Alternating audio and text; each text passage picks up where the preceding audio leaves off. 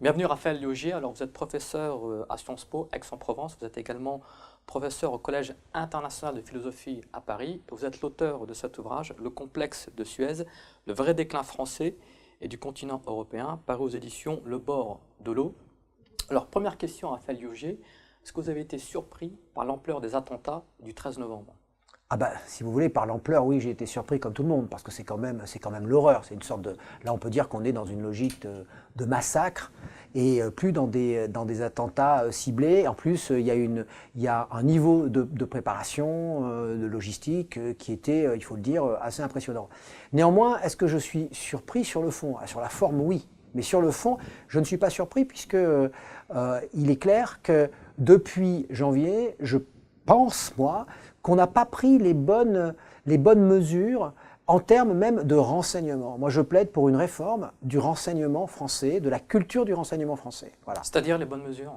C'est-à-dire qu'on a tendance à mélanger deux phénomènes, c'est ce que j'essaye d'expliquer. D'un côté, un phénomène qui existe en France, c'est-à-dire le développement d'un néo-fondamentalisme chez les jeunes, qu'on appelle improprement, mais maintenant c'est passé dans le langage commun, salafisme, mais en fait ça ne correspond pas aux écoles classiques du salafisme, c'est quelque chose de global, et qui se caractérise par des jeunes, qui sont essentiellement aujourd'hui tournés sur les mœurs, la vie quotidienne, comment nager en étant, je pense à une vidéo de celui qu'on appelle aujourd'hui l'imam YouTube, l'imam de Brest, Abou Daïfa, qui vous explique dans une vidéo qui est devenue célèbre, comment nager en étant complètement conforme à l'islam des origines, le rapport à la musique, le rapport à la sexualité. Donc on voit bien que c'est tout le temps des questions de mœurs. Et contrairement à ce qui se passait dans les années 80-90, ce nouveau fondamentalisme, c'est un fondamentalisme qui est, dépolitisé et qui considère, dans la grande majorité des cas, que le terrorisme, finalement, c'est trop moderne. C'est trop moderne pour être conforme à l'islam classique. C'est-à-dire qu'en gros, plus on est fondamentaliste dans ce sens-là, traditionnaliste, moins on est pour le terrorisme. Et c'est d'autant plus vrai, et ça prouve que je ne raconte pas ça au hasard, que ce qu'on vient de découvrir avec mon équipe, c'est que ces fondamentalistes-là, en particulier Abou Daïfa, sur les sites anglophones et francophones de Daesh, eh bien, ils sont discrédités, c'est-à-dire qu'ils sont dans le viseur de Daesh, parce qu'en fait, ils opèrent sur le même marché, chez les jeunes, sauf qu'ils les détournent justement du terrorisme. Donc, je trouve ça un peu ridicule que vous ayez aujourd'hui un discours en France des pouvoirs publics, mais c'est certainement lié aux élections, je pense, régionales, mais un discours des pouvoirs publics, en partie, qui nous dit il faudrait renfermer des mosquées, renvoyer les imams, etc. Je crois qu'on en parlera par la suite. Mais je pense que c'est une mauvaise mesure pour toute une série. Et pas parce que je voudrais défendre à la limite ni les musulmans ou pas les musulmans, seulement parce que je pense que c'est irresponsable du point de vue de la sécurité publique de l'ensemble des Français. Et puis à côté de ça, on a un autre phénomène qui est vrai, ce que j'appelle le phénomène des nouveaux ninjas de l'islam, qui sont des gens qui sont passés par la délinquance, qui, sous prétexte qu'ils sont en général d'origine maghrébine, qu'on va désigner comme étant improprement comme étant d'origine musulmane. En réalité, ce sont des gens qui ont surtout des problèmes de virilité, qui ont du mal à se définir, qui sont restés dans une sorte de coincés, on pourrait dire psychologiquement, dans une sorte de post-adolescence. Ils n'arrivent pas à se définir, ils n'arrivent pas à exister. En général, il y a l'absence du père, soit symbolique, soit vraiment l'absence du père réel. Donc des familles parfois recomposées, parfois complètement décomposées. Pas du tout des familles de pratiquants. Et chez eux, ce qui est important, c'est d'exister comme des héros. Mais en réalité, ils peuvent passer par une multitude de manières. S'ils deviennent voyous et délinquants, c'est parce qu'ils veulent se la jouer. On est des grands trafiquants, exister positivement, mais ça marche pas. Quelqu'un comme Mohamed Merah, il avait même voulu devenir légionnaire. Quelqu'un comme Koulibaly, on voit qu'il était même impressionné par le pouvoir, puisqu'il se fait photographier avec Nicolas Sarkozy.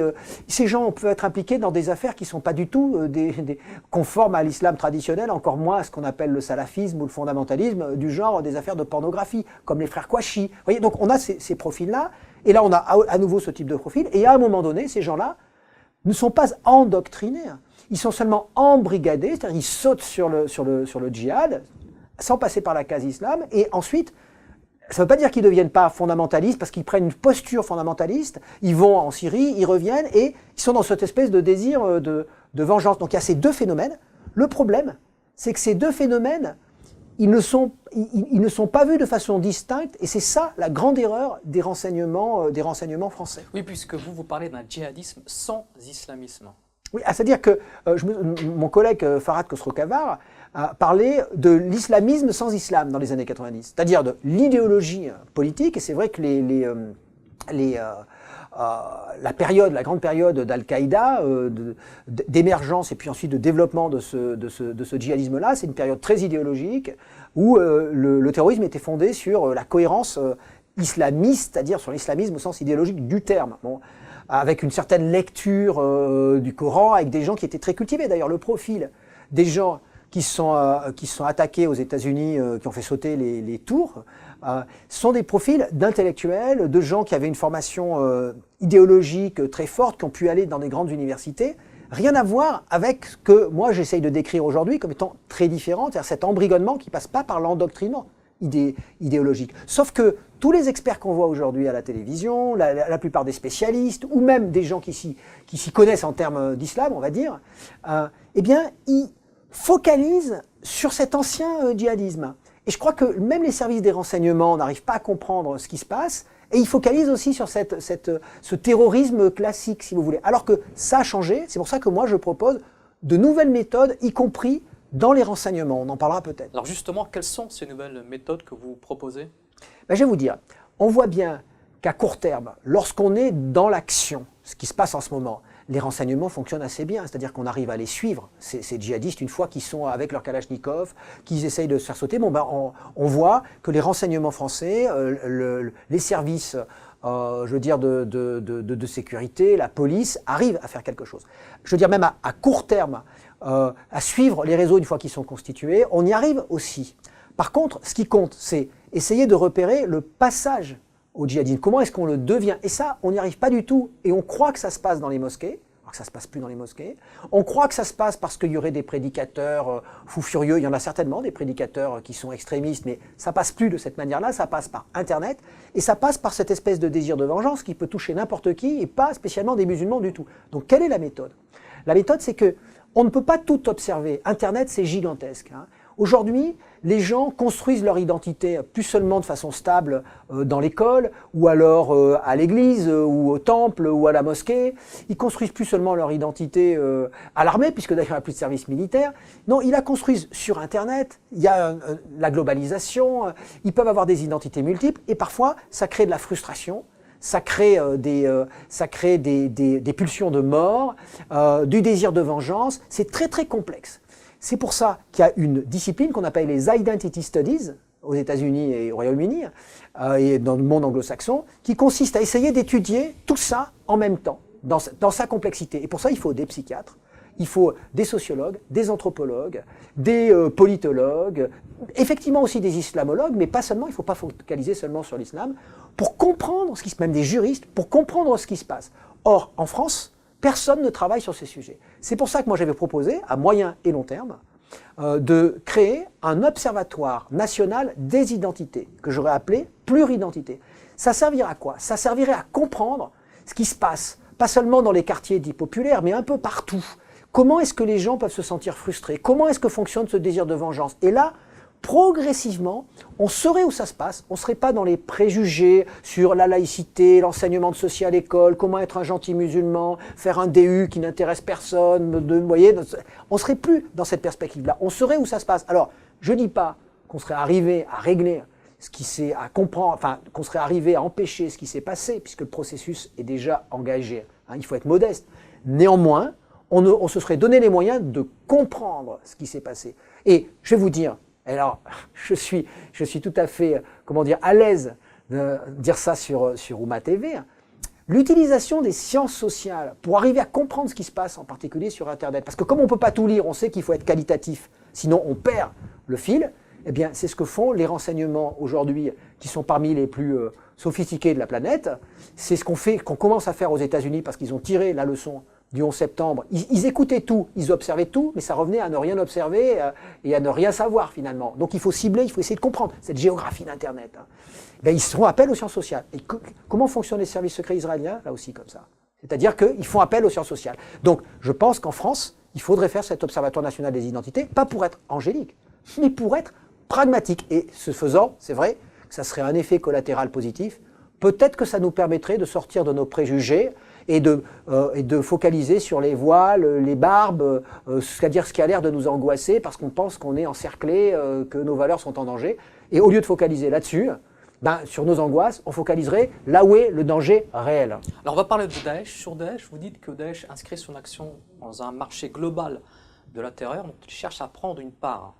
C'est-à-dire que si vous voulez, aujourd'hui, on est, à mon sens, dans une civilisation globale. Donc il n'y a pas de choc des civilisations, puisque c'est une civilisation globale. Néanmoins, civilisation globale, où l'information circule à grande vitesse, c'est-à-dire non seulement même elle circule à grande vitesse, mais c'est quasiment instantané. Et donc ça crée des effets, et en même temps les conditions sociales, les conditions politiques ne sont pas les mêmes. Donc il y a des effets, moi ce que j'appelle aussi des effets de vitrine. On a le sentiment que quelqu'un qui vit dans le Sahel, il aimerait bien vivre comme on vit à New York. Mais en même temps, il voit bien que ça lui est inaccessible. Via Internet, via Facebook, il a l'impression d'être à côté et finalement, il est assez loin aussi. Donc ça crée du désir de vengeance, ça crée de la haine, ça crée de la colère. Ce qu'un anthropologue à Padouraï appelle la géographie de la colère. Bon, Daesh a compris qu'il existait un marché de la terreur, de cette colère, un marché de cette colère et qu'on pouvait prendre des parts de marché. Et donc, c'est d'où son utilisation d'Internet massive, son utilisation de la mise en scène de la cruauté extrême à travers YouTube, exécution sommaire d'individus avec des rituels spécifiques pour essayer de prouver à ceux qui sur l'ensemble de la planète se sentent frustrés et envient eux-mêmes de se faire remarquer que s'ils se mettent sous la bannière de Daesh, s'ils prétendent être Daesh et qu'ils se constituent en quelque sorte en filiale spontanée, eh bien, ils vont se faire reconnaître immédiatement. Immédiatement, leur cause va devenir une cause médiatisée planétairement. Donc Daesh a compris ça, un peu comme un label, et donc qui fournit, si vous voulez, une charte esthétique. Et chaque fois, par exemple, au Mali, eh bien voilà, c'est comme ça que ça s'est constitué, que se constituent les filiales. Ça, c'est au niveau mondial. C'est pour ça que ça marche aussi en Europe, parce que c'est cette espèce d'appel à la frustration des individus qui se sentent justement, qui sont le plus dans ces désirs de vengeance. Et au niveau local, pour s'implanter, c'est une autre stratégie, c'est une stratégie territoriale par rapport à Al-Qaïda. L'idée de constituer un espace, et du coup qui permet d'ailleurs l'autofinancement. 2 ou 3 millions d'euros par jour, quand même de gains, de bénéfices qui permettent de financer l'activité de Daesh. Contrairement à Al-Qaïda, qui était financé essentiellement par l'extérieur.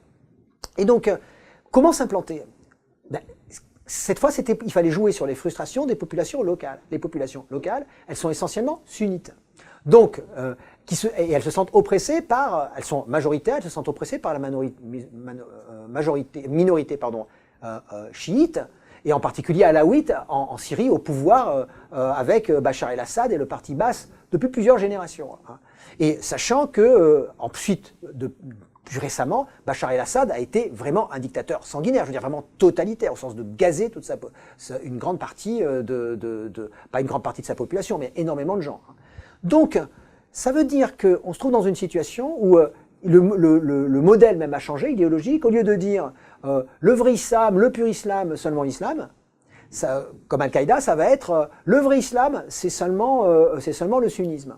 Et en même temps, du coup, être protégé par les populations locales. C'est pour ça que c'est impossible de s'attaquer directement à Daesh. Pour s'attaquer à Daesh, il faut s'attaquer, moi je pense, et ça, là pour le coup, je soutiens la politique française, qui est la seule à essayer de défendre ça. Laurent Fabius le défend, et je pense qu'il a raison, c'est de dire on ne peut pas laisser Bachar el-Assad. Alors on va dire oui, mais il ne faut pas qu'on se mêle de ce qui ne nous regarde pas. Oui, mais sauf que si Bachar el-Assad est au pouvoir et que le parti Baas est au pouvoir, c'est aussi grâce au soutien des Occidentaux. Donc il ne faut pas se moquer du monde et dire maintenant on n'intervient plus parce qu'on ne s'occupe pas de ce qui se passe. Sauf qu'on s'en est occupé pour qu'il y soit au pouvoir. Donc ça pour moi, c'est une position qui est très claire. Il y a une offre et il y a une demande. L'offre de terrorisme, c'est Daesh, c'est ce qui s'inscrit dans ce marché global de la terreur. Et donc, il faut essayer de comprendre ce qui se passe sur place. Et puis, cette demande, c'est ce qui se passe chez nous. Un dernier mot pour conclure. Ah oui, je voudrais juste me permettre de dire une chose en conclusion. C'est que pourquoi, si il y a ces deux phénomènes, et d'un côté, cette espèce de fondamentalisme qui n'est pas axé sur le terrorisme, même s'il peut poser des problèmes en termes de valeurs, j'imagine, on peut en discuter. Et puis d'un autre côté, vraiment une forme de terrorisme qui est ces ninjas de l'islam qui sont pas du tout cultivés, qui passent pas par cette espèce de radicalisation progressive. Pourquoi est-ce que en France, on se refuse à analyser le phénomène, au risque de mettre notre population en danger. Pourquoi?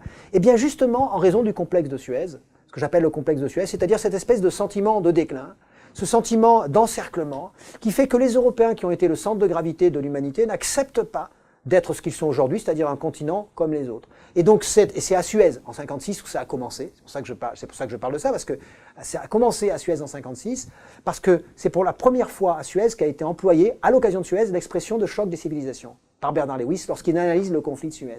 C'est intéressant parce que c'était un conflit qui était purement géopolitique, qui était purement stratégique, où il y avait des intérêts purement économiques, et qui pour la première fois a été traduit en termes de choc de civilisation, c'est l'islam contre l'Occident, etc., alors que ce n'était pas du tout ça. C'est le point de départ, si vous voulez, de cette idée. Or, ça, c'est ce qui nous aveugle pour voir ce qui est réellement en jeu. Et ça, c'est quelque chose de typiquement européen. C'est pour ça qu'il y a des partis populistes qui sont obsessionnels sur l'islam, sur l'islamisation, qui mélangent tous islamisation, globalisation et libéralisme et capitalisme. Ils mélangent ça. Vous regardez Finkielkraut, vous regardez, je ne sais pas moi, même tous les autres, hein, même Éric Zemmour, vous regardez tous ces gens, même récemment, je ne sais plus comment il s'appelle, qui fait encore un autre best-seller, encore cette espèce de droite qui oscille sur cette idée du complot, Marine Le Pen et d'autres. C'est tout le temps, ils mélangent ces trois dimensions qui n'ont rien à voir. Le capitalisme international, le libéralisme, la globalisation générale et l'islamisation. Eh bien, c'est mélangé parce que les Européens sont dans une sorte d'angoisse indéterminée. Et ça, c'est ce qui nous empêche de voir la réalité. Et c'est ce qui empêche même Manuel Valls de voir la réalité. C'est pour ça que j'ai écrit ce livre, Le complexe de Suez. Pour dire qu'il faudrait lutter contre ça, pour pouvoir voir ce qui déjà ne va pas chez nous, pour comprendre ensuite ce qui se passe dans notre société. Ah, merci Raphaël Lioger. Je rappelle le titre de votre ouvrage que je recommande particulièrement, Le complexe de Suez, le vrai déclin français et du continent européen, paru aux éditions Le Bord de l'eau.